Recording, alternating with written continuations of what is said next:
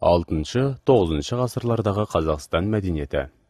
Балалар, сіздер мұның алдындағы сабақтарда орта ғасырларда қазақ жерінде құрылған ежелгі түркі мемлекеттерімен таныстыңыздар. Ал әрбір мемлекеттің өзіндік мәдениеті болатыны белгілі. Сондықтан бүгінгі сабақтарда біз сіздермен түркі мемлекеттерінің мәдениетімен танысамыз. Орта ғасырлық қалалар құрылысы және орта ғасырларда қандай қалалар болған еді. Және бүгінгі таңда олардан қандай ескерткіштер қалып отыр. Мәдениеттің рухани және материалдық түрлері қандай? Енді осы мәселелермен танысайық.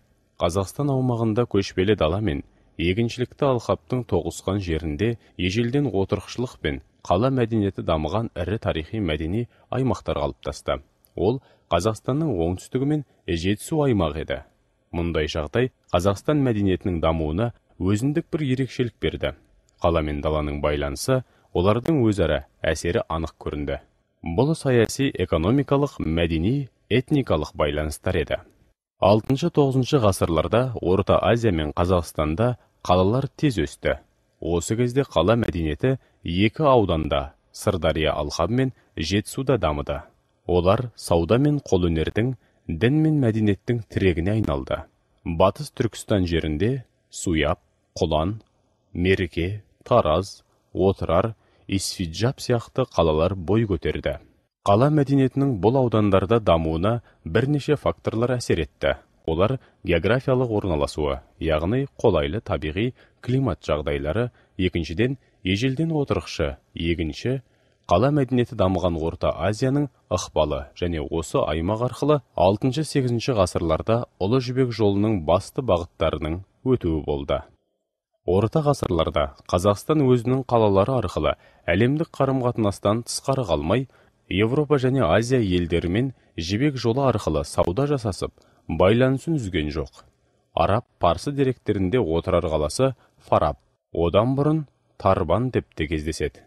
Отырар қаласының керуен жолдарының тоғысқан жерінде орналасып, орта ғасырларда ғылымда Отырар жазирасы деп аталған аумақтың орталығы болды. 7 ғасырда Тараз Ұлы Жібек жолындағы ірі мекенге, Жетісудың саяси, экономикалық және мәдени өмірінің ірі орталығына айналды. Оның төңірегіндегі Талас, Хамукент, Жікіл, Адақкент, Ден, Нуджикент, Құлан, Мерке, Аспар, Жұл, Баласағын, Барсхан қалалары мен қоныстары бір-біріне тізбектеліп жалғасып жатты.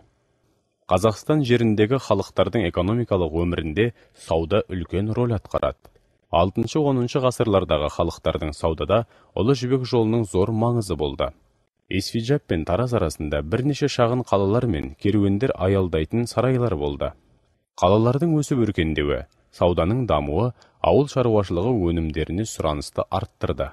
Бұл егіншілік пен мал шаруашылығының дамуына себепкер болды. Қазақстан жерінде 6-9 ғасырдың бірінші жартысында өмір сүрген түркі тайпалары өздеріне тән үлкен материалдық мәдениет қалдырды. Түркі дәуіріндегі материалдық мәдениет қалдықтарының түрлері негізінен адамдардың шұғылданған шаруашылықтарымен байланысты болған. Олардың барлығы сол кездегі түркі тайпаларының темір қорытуды жақсы меңгергендігін дәлелдейді. Сондай-ақ ғылыми қазба жұмыстары кезінде түркілердің зираттарынан құрал-саймандар, қару-жарақтармен қатар қолөнер бұйымдары, әшекейлік заттар өте көп кездеседі.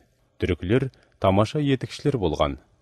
Балалар, түркі халықтарының материалдық мәдениеті жөнінде айтқанда, әсіресе зираттардың басына тастан жасалған мүсіндердің көптеп қойылғандығы көңіл аударады. Бұл тас мүсіндер Қазақстанның барлық аймақтарында кездеседі.